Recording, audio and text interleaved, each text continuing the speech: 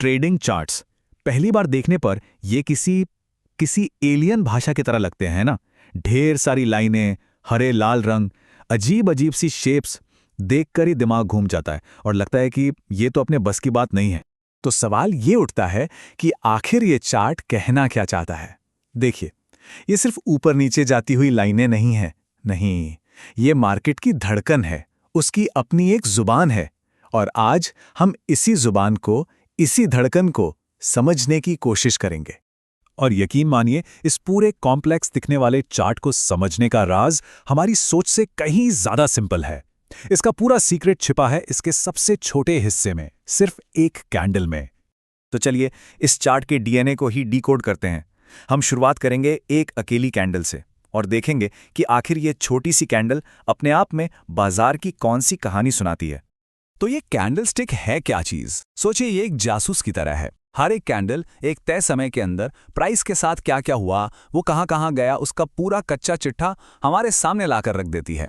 अब हर कैंडल की कहानी में ना सिर्फ 4 जरूरी बातें होती हैं, बस 4। सबसे पहले प्राइस शुरू कहां से हुई, उसे कहते हैं ओपन। फिर उस टाइम में वो सबसे ऊपर कहां तक गई, वो हो गया हाई। सबसे नीचे कहां तक गई, वो है लो। और आखिर में टाइम खत्म होने पर वो कहां बंद हुई, वो हो गया क्लोज। ओपन, हाई, लो और क्लोज, बस यही है पूरी कहानी। इसको ऐसे समझिए, मान लीजिए 1 मिनट का टाइम शुरू हुआ, प्राइस एक जगह पर ओपन हुई। अब खरीदार जोर लगाकर उसे ऊपर खींच रहे हैं और बेचने वाले उसे नीचे धकेल रहे हैं। इसी खींचतान में एक हाई बनता है और एक लो बनता है। और जैसे ही वो 1 मिनट खत्म होता है, प्राइस एक नई जगह पर क्लोज हो जाती है। बस इसी लड़ाई से कैंडल पैदा होती है। तो ये जो खींचतान या लड़ाई हो रही है, ये किसके बीच हो रही है? ये हो रही है 2 ताकतों के बीच, खरीदार और विक्रेता। और स्टॉक मार्केट की दुनिया में हम इन्हें कहते हैं बुल्स और बेयर्स। बुल्स यानी वो जो सींगों से कीमत को ऊपर की तरफ उछालते हैं, और बेयर्स जो अपने पंजों से कीमत को नीचे की तरफ धकेलते हैं। और मजे की बात यह है कि कैंडल का रंग हमें सीधे सीधे बता देता है कि ये लड़ाई जीती किसने। अगर कैंडल हरी है तो इसका सीधा मतलब है कि कीमत जहां खुली थी उससे ऊपर जाके बंद हुई, यानी बुल जीत गए। और अगर कैंडल लाल है तो मतलब कीमत नीचे जाके बंद हुई, मतलब इस बार बेयर्स ने बाजी मार ली। तो सिंपल सा नियम है, हरा रंग मतलब खरीदारों का कंट्रोल, यानी बुल्स का राज। लाल रंग मतलब बेचने वालों का कंट्रोल, यानी बेयर्स का दबदबा। मार्केट का मूड समझने का ये सबसे आसान तरीका है। ठीक है, तो कैंडल की बॉडी और उसके रंग की कहानी तो समझ आ गई, पर अब थोड़ा और डीप चलते हैं।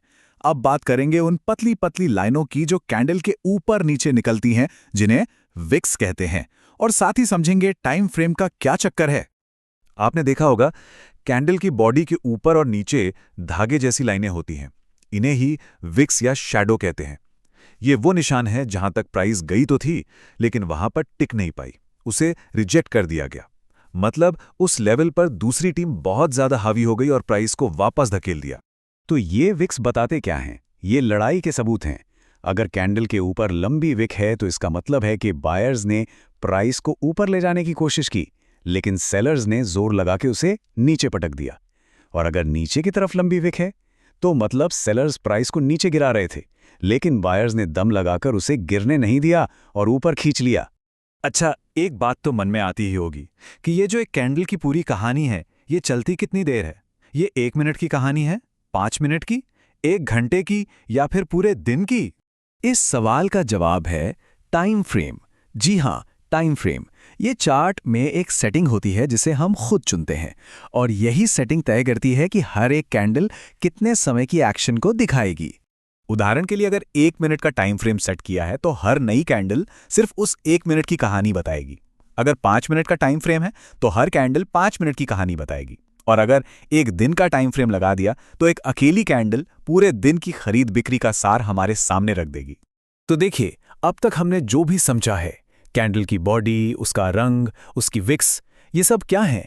ये उस भाषा के अक्षर हैं जिससे पूरा चार्ट लिखा गया है। और इन अक्षरों को पहचानना ही ट्रेडिंग की दुनिया को समझने का पहला और सबसे जरूरी कदम है। तो इस बात को हमेशा ध्यान में रखना है, हर एक कैंडल सिर्फ एक शेप नहीं है, ये एक मिनी स्टोरी है। ये एक छोटे से टाइम फ्रेम में खरीदारों और बेचने वालों के बीच हुई जंग की कहानी है, उनकी उम्मीद, उनके डर और उनके फैसलों का नतीजा है। और इसकी सबसे खूबसूरत बात यही है, जैसे एक एक अक्षर जोड़कर शब्द और फिर किताब पढ़ी जाती है, वैसे ही एक कैंडल को पढ़ना सीखकर कोई भी धीरे धीरे इन हजारों कैंडल्स से बने पूरे चार्ट को पढ़ना शुरू कर सकता है। ये वो पहली सीढ़ी है जो मार्केट को समझने की तरफ ले जाती है।